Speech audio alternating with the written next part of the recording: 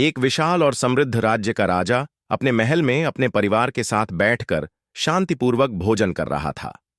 रानी भोजन परोस रही थी और राजकुमार अपने पिता से राज्य की कहानियां सुनने को उत्सुक था। तभी अचानक महल के द्वार पर भारी कदमों की आवाज गूंजी।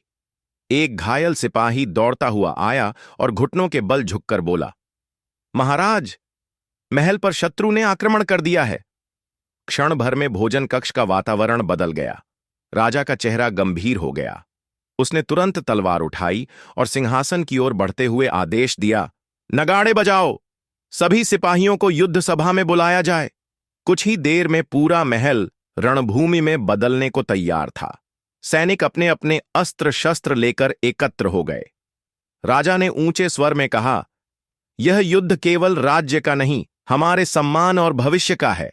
जो वीर है वह मेरे साथ चले। राजा स्वयं घोड़े पर सवार होकर सेना के आगे बढ़ा। उधर शत्रु की सेना भी युद्ध घोष के साथ आगे बढ़ रही थी।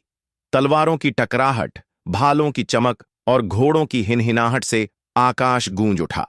दोनों सेनाओं में भयंकर युद्ध छिड़ गया। भूमि रक्त से लाल हो गई, पर किसी के कदम पीछे नहीं हटे। राजा अद्भुत वीरता से लड़ा। उसके साहस को देखकर सैनिकों में नया उत्साह भर गया। अंततः शत्रु की सेना पराजित हुई और युद्ध का अंत हुआ। विजय के बाद राजा ने आकाश की ओर देखकर कहा, यह जीत मेरे अकेले की नहीं, बल्कि हर उस सिपाही की है जिसने राज्य के लिए प्राणों की बाजी लगाई।